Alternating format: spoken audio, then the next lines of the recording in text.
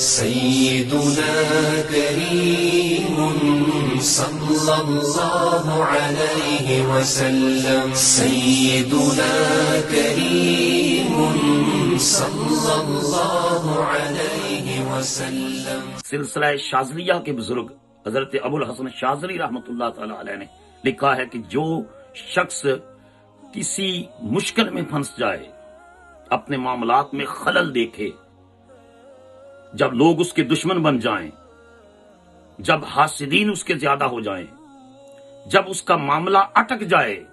تو فرمایا وہ یہ کثرت کے ساتھ پڑھے استغفر اللہ العظیم الذی لا الہ الا هو الحی القیوم واتوب الیہ۔ فرمایا یہ کثرت سے پڑھے، اللہ پاک اس کے معاملے کی اندر جو ہے درستگی پیدا کر دے گا، جو بگاڑ ہے اس کے معاملات میں اس بگاڑ کا اللہ خاتمہ کر دے گا، اس کو حاسدین، منافقین، بد نظری کرنے والے لوگوں کے شر سے محفوظ فرما دے گا۔ تو کہاں بھاگتے پھر رہے ہو؟ اس رب کی بارگاہ سے کثرت سے استغفار کرو، اللہ ساری مشکلیں آسان کر دے گا۔ میں امید کرتا ہوں کہ آج کے بعد آپ صدق دل سے روزانہ کم از کم دیکھیں نا، یہ تو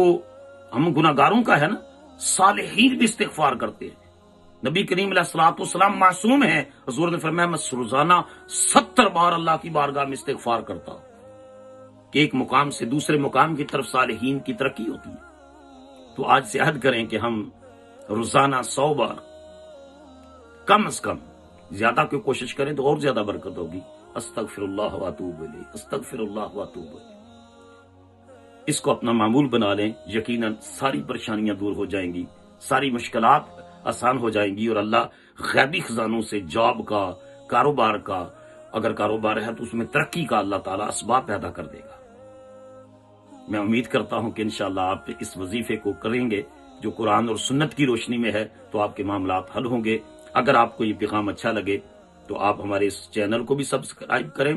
اور اس پیغام کو آگے لوگوں تک پہنچائیں۔ اس سبسکرپشن کا مطلب کوئی مالی منفیت نہیں ہے، اس کا مقصد صرف یہ ہے کہ کلمہ حق لوگوں تک پہنچے،